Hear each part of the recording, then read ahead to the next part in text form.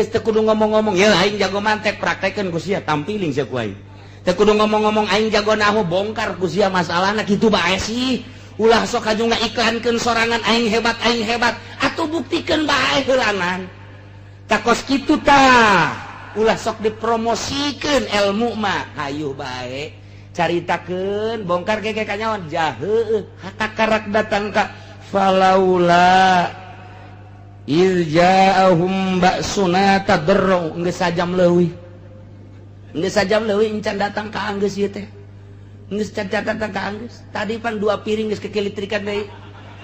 geus lain geus leulanjem bae kiai kebal teh kiai kebal teh kumaha aing bae sada datang ka lohor ge Bismillahirrahmanirrahim Falaula ilja'ahum ba'suna tadarru'u laula tadi dia asub kana fi'il madhi laula ta'asub kana tadarru'u kapi saheula ku ilja'ahum ba'suna henteu naon geus di mana laula tadi dia asub kana fi'il madhi maknana eta adalah makna taubih wa tandim berarti ngamemeleh kos gitu tah di memeleh tadi mun teu dikodok heula moal ka harti mentak dikodok heula guriwal bangkong kodok heula teu bahasa ge bahasa Al-Qur'an atuh leletikan nama ke alfiah saeutik bae make bilaga ya anu kurang pernah diaji bae jadi kakodok jadi boga kode-kode maca kitab teh geus lamun urang nyaho kana alatna mah bacana kos kieu kemudian atuh ayeuna mah engke kitu bilagahna kos kieu langsung ieu teh patali jeung naon usul pikihan jadi kan ngeunaheun maca kitab teh henteu main dedeg-dedeg ditarjamahkeun awas ya ngahartikeun Al-Qur'an biroqihi silahkan asup neraka sia man fassara Al-Qur'an biroqihi fal yatabawa maqadahu minan nar jelema ngahartikeun Al-Qur'an make polola sorangan siap geus ka neraka jeung baca Qur'an mah make tafsir bae ngeunaan kodok cara tadi ngodok mah jadi maknana tahu be tuh jadi kan kaharti teh lamun geus kana makna berarti tina naon kitu ngaranna tina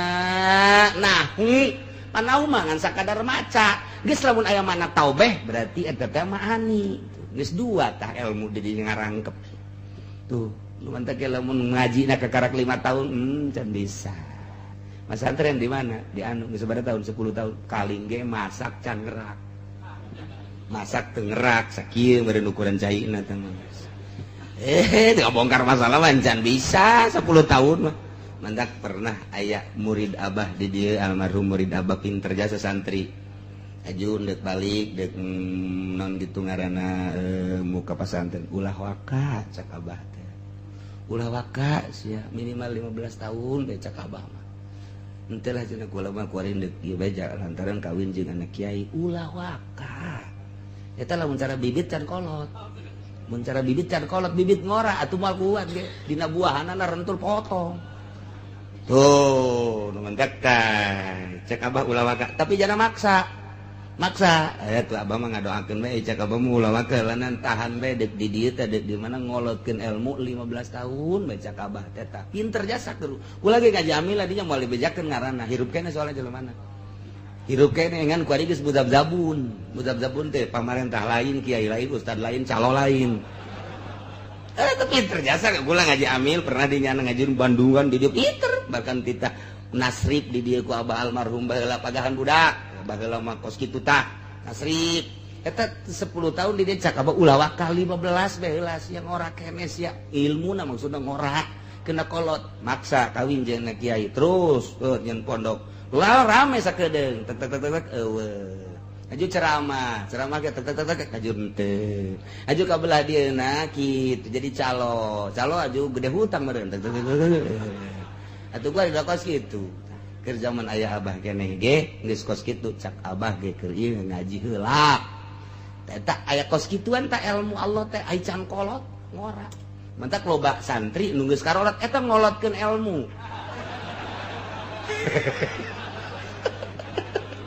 Itu pokoknya mah nyaho kolot jangan gitu bagus pokoknya mah. Ji lain lalagan tanya Haji Mamun di pondok main boga anak hiji, boga anak dua, lain teu bisa ngaji. Lain teu tenang bae. Lain teu bisa ngaji, eta mah kos kitu geus pokona hayang di pondok bae. Emang kurang tadi aku kurang lembur. Ngolotkeun ilmu aya bahasa kos kitu. Bisa ngaji budak kene, budak teh ilmunan can kolot ulah waka. Geus diolah heula maksud titah cicing teh deuk diolah. Lain sa cicing-cicingna tah ieu jang istiqomah tah ieu ku sia gawean heula kajeun teu ngaji ge ngaranna ngolotkeun ilmu tah nyana teu paham kos kitu teh tah geus ngorake ne peunggas potong malam aku mah kacabut jeung akar-akar geus lain potong deui potong onang sirungan deui ieu mah kacabut ieu ngaji ka mana sih nah iya kercarita taube hartina ngameleh hei siap wahai kapirin khusus baheula kunaon atuh make henteu DP ka Gusti Allah falaula tadarrau ai hala tadarrau kunaon maneh henteu tawadu ka Gusti Allah henteu DP ka Gusti Allah atuh percaya bae si pangeran teh Gusti Allah Ijahum baksuna ketika datang ka maranehanana siksa teta teh datang siksa tetep bae teu tawadu ka Gusti Allah pan goblok bitolol sakitu disiksa ku Gusti Allah tetep bae tulak cangkeng keneh pan tolol kunaon atuh maneh make jeung henteu percaya ka Gusti Allah padahal pan siksa teh datang ka maneh pan siksa teh ti Gusti Allah. Hei, endahan la walakin qasat qulubun. Endahan beuki parah eta kateuasan hate maneh teh palam talin lil iman. Henteu condong teu leuleus iman ka Allah, iman ka Kangjeng Nabi Muhammad. Bahkan ditambahan ku hiasan-hiasan setan. Wa zayyana lahumus syaitanu ma kanu ya'malun. Setan kuari menghiasi ka eta kafirin-kafirin. Khususnya umat nu baheula oge umat Kangjeng Nabi ka kafirin ya dihiasi ku setan maka nu ya'malun dina berbagai permaksiatan sehingga pasru alaya terus bae nyana maksiat geus ditegor ku Allah ku siksa ku gempa ku angin ku paila tetep bae nyana teu daek iman eta pan bangkawara bae sak bangkawara jasa sakitu ge ku Allah geus ditegor tetep pake tulak cangkeng diceulik keneh bae bahkan leuwih dahsyat kakapiranana telah satena ditambah deh ku hiasan-hiasan setan atau terus bae nyana beuki kafir bae ieu ge ieu keur secara ubat nu baheula atawa kafir di zaman Kangjeng Nabi atawa kuari sarua bae perorangan ge sarua bae ya berbaring di rumah sakit gas dinasehatan ku kolotna tah sia kuari makarasa mentang-mentang sia gagas sia sugih kamari ieu teu nanya-nanya ka kolot ai awewe segala disumbang ai kolot ku sia ditoler-toler karasa pan kuari abah mangan sakadar nganasehatan bae ka sia nya nangis kieu bae tolol tak kolot lain nurut pan ka kolot di hatena tolol goblok endahan jadi MZ di dieu teu goblok pan eta lain nurut tak kolot teh lain nurut jol bae setan ngaharewas sup bae ka jero hatena hei kolotna kolot bae eta mah keur nyap-nyap kolot atuh sia mah sia bae atuh tenang bae sih jaharta sia loba keneh jualan aya keneh atuh gering ya kuari kerja obatan geus sosok ada ngomong kolot mah kos kitu bawel dacak setan atuh sia mah sia bae geus ulah wakeureun engke mah mabok deui bae tuh loba keneh duit babaturan sia nungguan ditu cewek-cewek waduh nungguan tenang eta hiasan setan tah kos kitu tah hiasan setan nyana ngomong tah ka pamajikan abah ulah kena ka dieu gandeng nang satah pan biasana ai gering mah abah titah ka dieu emah titah ka dieu hampura tah eta ngaranna bagus dah babaturan nu sok sarolat teh titah ngajemput itu ka dieu titah besuk ngarobrol bari kadanan ku maca Quran eta keur bagus ieu lain pambeja ka pamajikanana bawel abah tah mah geus ulah keur ka rumah sakit bisa ngomong kos itu ngomongna sekarang nasehatan segala naon santepkeun bae lah kolot-kolot nu modar di heula abek bukunya anu gering eta kan eta kosat kulubu teu asa teh tah yol we aya kiai kadinya datang sakampung ieu ngalungnya ge tokoh aju dinasehatan nah Pak muriang boge sing loba bae atuh bacaan sadar ka Gusti Allah baca istighfar bae sing loba sak jero hate sia deui ngasihatan aing tolol nggak besuk bae cek dia teh teu kudu ngasih ge nyaho setan kiai mah kiai bae atuh sapira kiai lah atuh ja kiai di jelema keneh ulah sok didaengi omonganna atuh nyana mah nyana urang mah urang atuh karamean dunia teh lamun urang teu mabok mah atuh urang teh termasuk salah sahiji keajaiban dunia setan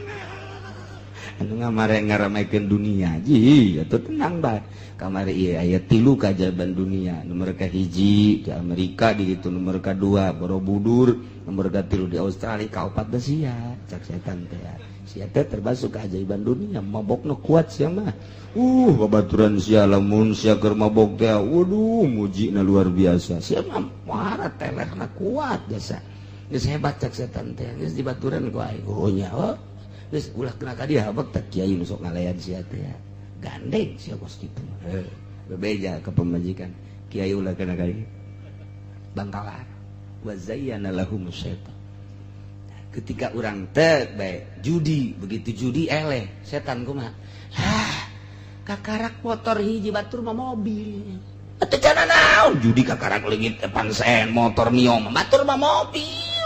geus pamajikan ngecempreng ge masalah geus atuh mah kan kesenangan ngaranna ge kesenangan kok pamajikan ngalang-alang kesenangan terus judi cak setan teh atuh lamun teu judi mah eueuh anu ngaramekeun dunia geus kakarak motor nya mobil panakeun apaan sapake tarohan habek tarohan tuh gua ari keur usim calon lurah pake tarohan ge teu nya atuh ger eleh deui bae cak setan kakarak apaan sa batur mah mercy tuh cenah naon kos kieu harta sia lo pakene jual habek sawah pake tarohan deui judi teh indah judi teh nikmat atuh harta jang naon jadi lain jang sesenangan sih jang naon jang sesenangan mobil jang sesenangan harta jang sesenangan gua sia loba atuh geus hatu teruskeun cek setan teh ulah tanggung sia teh ulah sok disebut jawara sia jawara kabeh bebeneran jawara ih atuh hebat panjulukan eta geus jual itu sawah pake meuli mobil taruhan di habek heuh nya wa zayyana lahum syaitan eta kos kitu teh setan teh eta setan teh kos kitu jual pamajikan geus cerepeng-cerepeng lo ngomong aing mah deuk Karawang jual taruhan deui eleh deui teh geus gagoler ku aya jual jualan sak pamajikan itu ka keur ieu ge pan menurut ka kula mah meureunanan moal bebeakeun loba omong kagak sugih deui atuh sepira harta si harta mah kekal tatalang draga cek kolot baheula ge atuh keur aya keur ujug tasawuf ka budak loba omong teh geus Allah nu ngatur kos kitu atuh kagak sugih deui urang sak setan teh gampang harta mah atuh pokona mah salira hirup bang kege dibere ieu hayu ku ari mah tuh mentaan bae heulangan aju judi deui jabatur ge baheula nu sarugi aju eleh judina aju pan mentaan jauh masalah atuh hayu bae kos kitu emang dunia judi mah kos kitu cek setan teh geus masalah geus urang-urang itu nyana-nyana geus kitu bae sih wa zayyana lahumus syaitan nu zina kitu keneh zina sakali merenung aduh aing dosa gede cek setan teh kakarak sakali itu mah baheno lain deui rasana. Sama kakarak sakali atuh aju merenung kitu bae. Jadi itu da deui. Dibere seuri panu bahenolna teh ngadak-ngadak. Ja setan paan. Bere senyum. Aduh nya. Diajak deui 2 kali rada merenung deui. Aduh aing 2 kali ieu. Karak 2 kali batur mah geus ratusan kali di hotel. Sia mah kakarak 2 kali ge geus merenung kos kitu FSMR sia mah jadi jelema teh. Tuh, dah tuh orang Lampung putih semampai. Murah deh. Murah. Ya ojo jeung bakso Malpinas coba ge kusia. Wa zayyana lahumus syaitan ma kanu ya'malun. Ya Allah teu karasa orang urang teh loba dibisiki ku setan. kredit kakarak sakali tuh kan sekali beres kan kreditan aman kan beres kan usia selama 3 tahun jauh masalah nucok kiai diharam-haram teh aja siapa masalah pangguna nangeunaheun jasa pakai ngaji pakai ka pasar geus kredit deui ulah didenge kiai mah cak setan teh nya setan tolong nya nangareun oge beda kam siapa majikan mending ngeridit beda ieu mulus lah ngeridit ye pan urang geus ngaji ka Cilongok cenah haram ja haram-haram ge urang mah lulus ja lulus eta atuh masalah ja tungtungna pake ngaji ka Cilongok keneh bae itu masalah ja tuh kiai urang mah urang atuh ya tuh sabodo kakak atuh pan nu ngeunah mah urang pan geus aya hiji jang anak ke urang ngeridit teh jang urang atuh ke hiji ngeridit deui cak setan teh terus bae ngeridit sampai pae engke barengan di neraka jeung aing oh nya tuh ayo geus teh mulus ya tuh setan wa zayyana lahumus syaiton nyaho kredit haram tapi wa zayyana lahumus syaiton nyaho bahwa duit pemerintah teh dibangunkeun ka pondok pesantren teu bagus tapi ngajukeun proposal wa zayyana lahumus syaiton endahan cak kiaina tuh pesantren agreng bari muridan ge tuh majelis atuh letakan ku sia majelis nu ngajina eueuh majelis tinggal majelis ku sia hayu dicetan bae majelis gede jasa majelis teh 20 aya nu ngasina ngan 10 ji teh otak pikir tah akibat make saluran dana ti pemerintah mah cokot bae kajalankeun kagonggorongkeun ai endek mah ulah pake majelis Masya Allah kuari bagus jasa majelis nu ngajina ngan 10 ge aki-aki baratu kabeh nundutan deui di dinya boro nundutan ih di dinya ayo coba ku sia ya Allah ya Rabbi tah pesantren 2 tingkat pakai peternakan ayam atau emang meujeun jadi peternakan ayam ge duitna ge peternakeun teh mah tah eta teu kapikir tah setan atuh penting mah tuh bangunan bae lah murid onam nu ngaji onam lu penting mah bangunan geus aya bangunan mewah teh pan sia hebat kadangena kiai hebat pesantrenna hebat majelisna hebat cak setan teh ngajukeun deui habak nyieun deui geus lah pokona murid mangke ge nuturkeun wa zayyana lahumus syaiton maka nu yaman jadi diterjemahkeun hiji-hiji mah jaheunya keur di dieu mah jaheunya ka imah atuh deui ngaji jadi gading-gading heran aing ya keur carita wa zayyana lahumus syaitanu ma kanu ya malun terus bae setan Masya Allah ngailah ditegur ku Gusti Allah melalui siksa baik secara umum maupun secara perorangan endahan beuki bangkawarah bae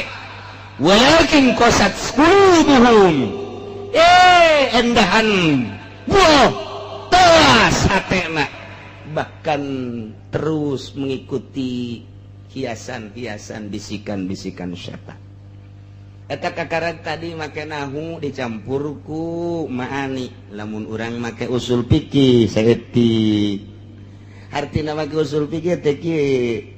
ieu teh aya hukum di dieu teh hukum teh ngaranna muqtadi teh nunita geus di mana-mana aya muqtadi eueuh mane wajib ngamalkeun muqtadi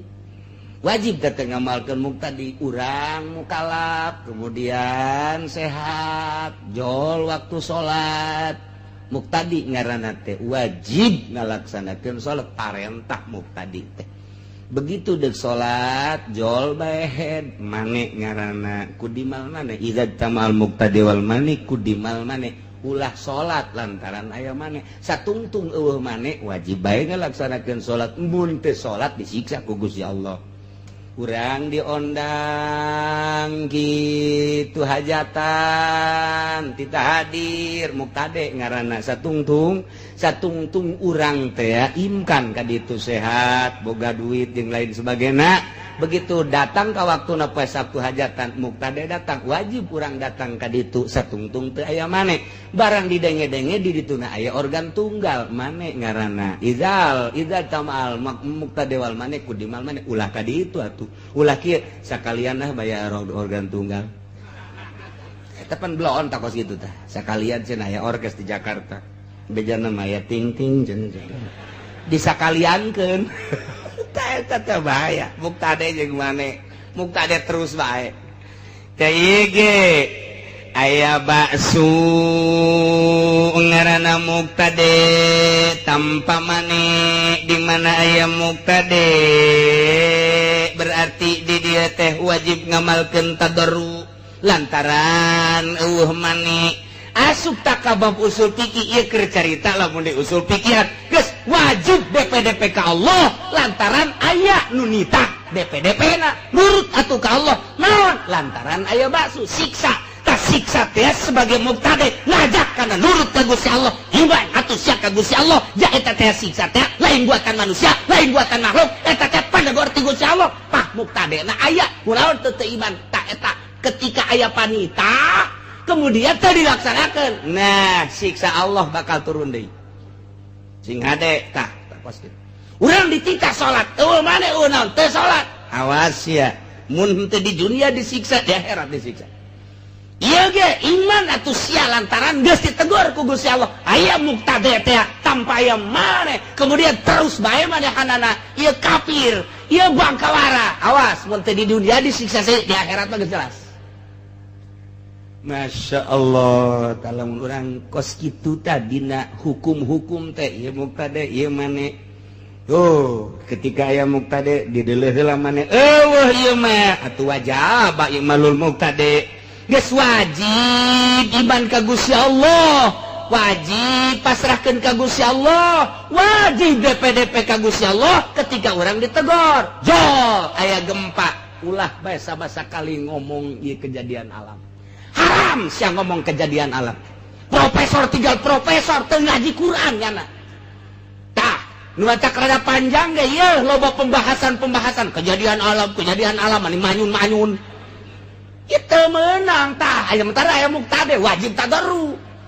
lalu urang ngodok make usul fikih tah lamun aya kiai nyaritakeun ketika digempakeun ketika ditegor ku Gusti Allah make tsunami ketika ditegor make angin masih kena nyaritakeun kejadian alam nang tangan siksa kadua teh jelema engke mah lamun aya di TV kiai atau profesor nu nyaritakeun kejadian alam datang bae ka ditu ka studio seren talian kurate goblok sia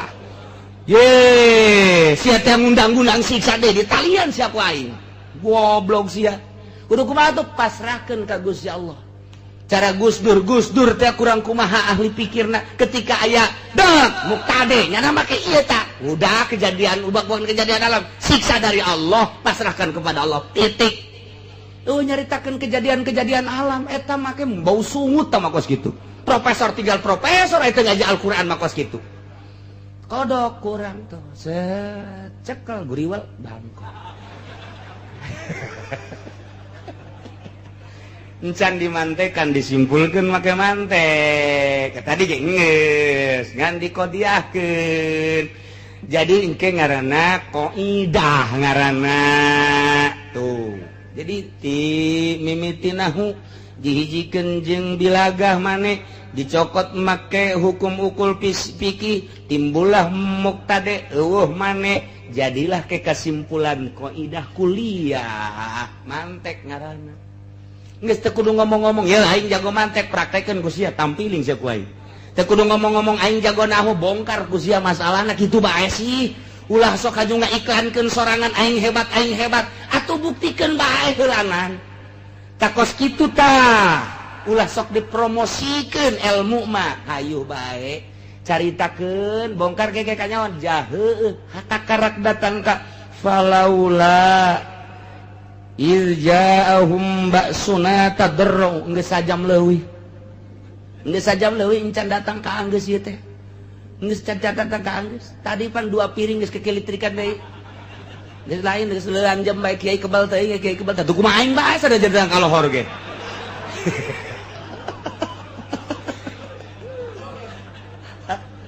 kayak cerita ieu nu mantak dibahas ka dieu ketika aya teguran ti Gusti Allah ulah didengikeun tah nu ngomong-ngomong kejadian alam jawablah make ayat ieu teh wajib tadarru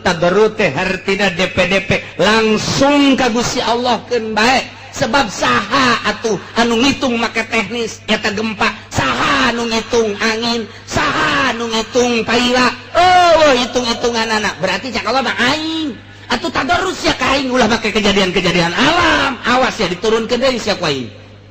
Tah wajib bagus ulah ngomong-ngomong kejadian alam, makan urang kudu istighfar ka Gusti Allah Subhanahu wa ta'ala, minta hampura kabehan,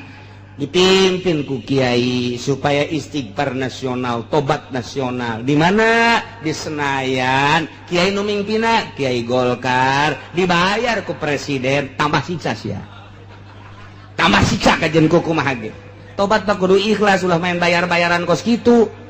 Ieu mah sagala rupa dibayar kiai teh, masya Allah disoekeun sungguh teh sia ku aing. Pajar aing nyan we. Atus dina heugeu masalah. Teh falaula yaja'ahum ba'suna tadarra'u walakin qasat qulubuhum. Tapi tambah-tambah we teas hate wa zayyana lahumus syaitanu ma kanu ya. Ingat ka ucapan Tuhan Syekh Abdul Qadir atawa cek dina Ihya Akur ta bahasana, ilmu mah kalmai, al ilmu kalmai, cai ilmu kos cai. Kumaha ta kos cai? Di mana-mana hujan disesep ku tatangkalan-tatangkalan. Kumaha tadi sesepna? Terus tangkal buah nyesep, tangkal jambu nyesep karena cai hujan teh, tangkal bernuk nyesep, tangkal nu aya buahan teh naon ngaranna kitu jeruk nyesep, tangkal anu pait teh naon gara-garana? Tangkal nu pait paria, tangkal nu parait nu mabok teh naon gara-garana? Nu mabok teh nu mabok anu sia teu nyaho teh.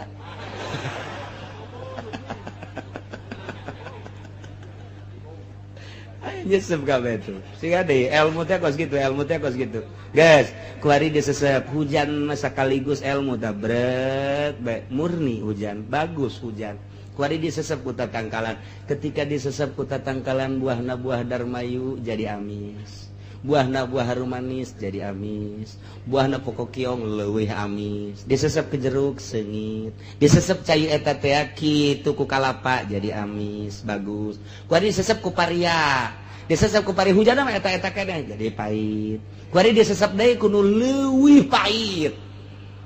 antawali jadi leuwih pahit. Hujanna eta-eta keneh, hujanna eta-eta keneh, caina eta-eta keneh, kumaha nu nyesepna?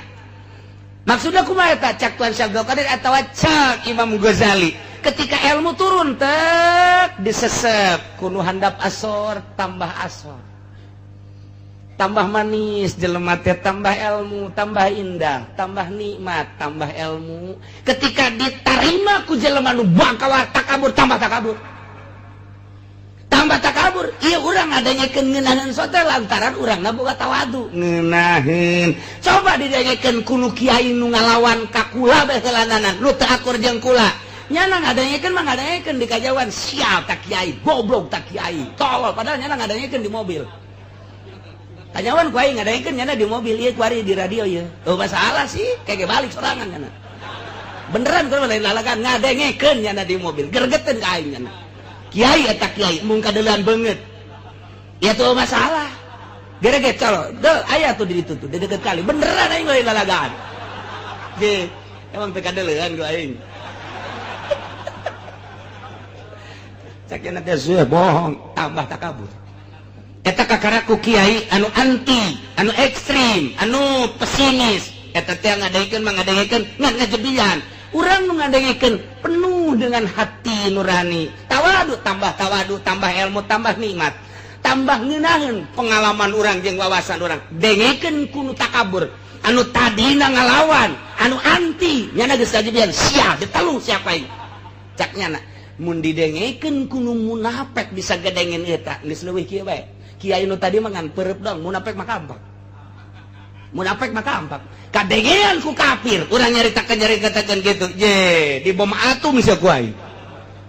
Eta elmuna eta kene kumaha nu nyerapna. Masyaallah eta Tuan Syekh Abdul Qadir penelitianna datang kadinya, ahli pikir Imam Ghazali penelitianna datang kadinya. Satu hujan kumaha nu nyerapna, satu ilmu kumaha nu nyerapna. Elmuna eta kene, hujanna eta kene. Disesep kuno bubuahan amis tambah amis, disesep kuno kekembangan seungit tambah seungit, disesep kuno pahit tambah pahit, disesep kuno mabok tambah mabok.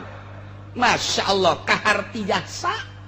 Ialah seorang waliullah Tuan Syekh Abdul Qadir, seorang waliullah Hujatul Islam Imam Ghazali nyaritakeun tentang ilmu persis kos hujan disesepna sakumata tah ieu ge ilmu turun bahasa eta didengikeun ku urang mah nu tadarru tambah ngeunah, tambah wawasan, tambah unggut-unggutan